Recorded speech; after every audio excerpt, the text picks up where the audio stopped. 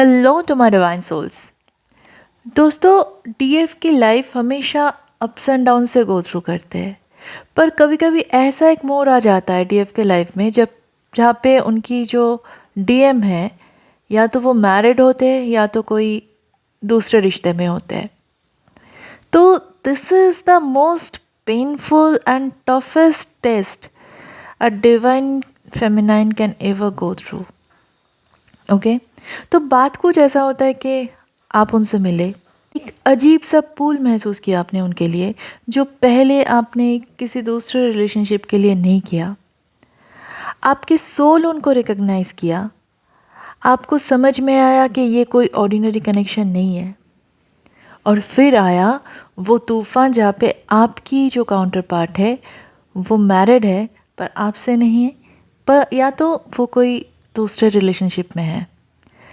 और सडनली जिस कनेक्शन को आप सेक्रेट मान रहे थे वो अचानक से अनबेरेबल लगने लगा।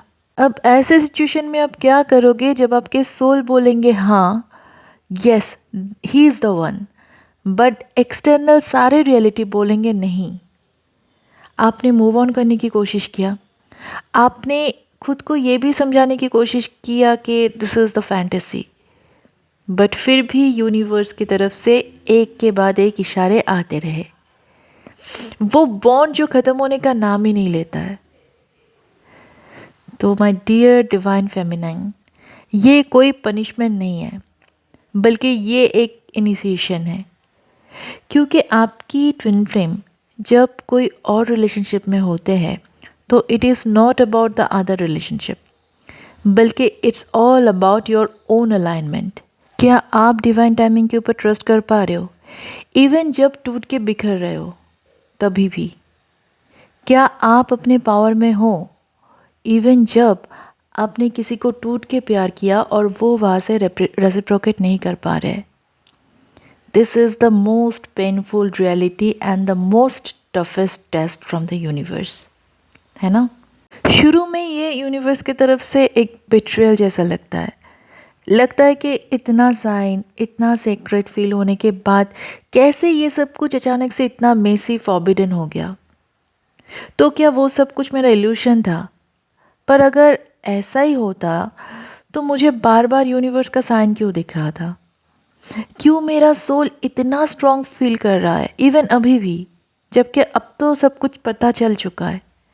क्यों ये बॉन्ड दिन ब दिन स्ट्रॉन्ग होता जा रहा है? क्यों मैं चाह के भी इस रिश्ते से बाहर नहीं आ पा रही हूँ? और ये ना डिफरेंट स्टेजेस में आता है।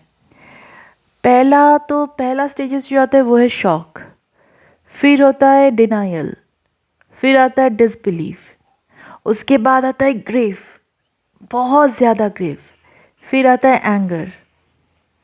तो क्या कभी आपने आधी रात को उठ के ये सब सोचा है कि अगर इस कनेक्शन को मुझे नहीं जीने देना था तो क्यों मेरे लाइफ में ये कनेक्शन को लाया यूनिवर्स? अगर किया है तो मुझे डेफिनेटली कमेंट बॉक्स में बताना ज़रूर, ठीक है? एनीवे, तो माय डियर डिवाइन फेमिनाइन, पहली बात तो ये आपका कोई पनिशमेंट नहीं है, बल्कि ये आपकी एक सोल लेवल प्यूरिफिकेशन का प्रोसेस चल रहा है। क्योंकि जब आपके ट्विन फ्लेम किसी रिश्ते में होते हैं तब इस चीज़ को आप सिर्फ एक्सटर्नली कन्फ्रंट नहीं करते हो, सिर्फ जो एक्सटर्नल सर्कमस्टांसेस है सिर्फ उसको ही कन्फ्रंट नहीं करते हो, बल्कि आपके बनाए हर एक story about love, timing, destiny, self worth, ये सब चीज़ को आप क्वेश्चन करते हो। क्या वो सच था? क्या उसने भी फील किया था? क्या ये कोई कार्मिक तो नहीं है? फिर आप उनके कन्फ्यूजन, उनके पेन, उनकी एनर्जी को ज़्यादा महसूस करने लगते हो। आप उनकी पेन को अचानक से फील कर पाते हो, उनकी कन्फ्यूजन को अपने पूरे सेल में फील कर पाते हो from a distance, without uttering a single conversation with them. आप उनकी जो झिझक है, उनकी जो कन्फ्यूजन है, जिस रीज़न की वजह से वो कुछ डिसीजन नहीं ले पा रहे, उस चीज़ को अपने सेल में, बोन में, अपने ब्लड में फील कर पाते हो। और फिर आप समझने लगते हो कि ये connection, this is beyond any society norms. This connection is beyond meeting, physical touch और डेली कन्वर्सेशन। ये ऐसा एक कनेक्शन है जिसे लॉजिक से एक्सप्लेन किया नहीं जा सकता। देखिए, द ट्रूथ इज़, वो कोई और रिश्ते में है तो वहाँ पे उनका कोई कार्मिक टाई है जिनको उन्हें भोगना ही पड़ेगा। बाहर से आपको भले ही लग सकता है कि मैं यहाँ पे अकेली बैठ के रो रही हूँ, मैं सफ़र कर रही हूँ और वो वहाँ पे मज़े ले रही है, फैमिली एंजॉय कर रहा है, बट ऐसा नहीं है। Each and every moment they are paying their karmic debt in other relationship. Their soul scream more than you can ever imagine. But जब तक कर्मा है उनका, ये तो उन्हें भोगना ही होगा। और कार्मिक को उनके लाइफ में इसीलिए भेजा जाता है क्योंकि कार्मिक से डील करते हुए वो ये महसूस करते हैं कि कौन सा रूटीन है, कौन सा ड्यूटी है, कौन सा सर्वाइवल है, और एक्चुअल में क्या रेजोनेंस से अनकंडीशनल प्यार है। क्योंकि अंधेरे के बाद ही हम रोशनी का मज़ा लेते हैं, है ना।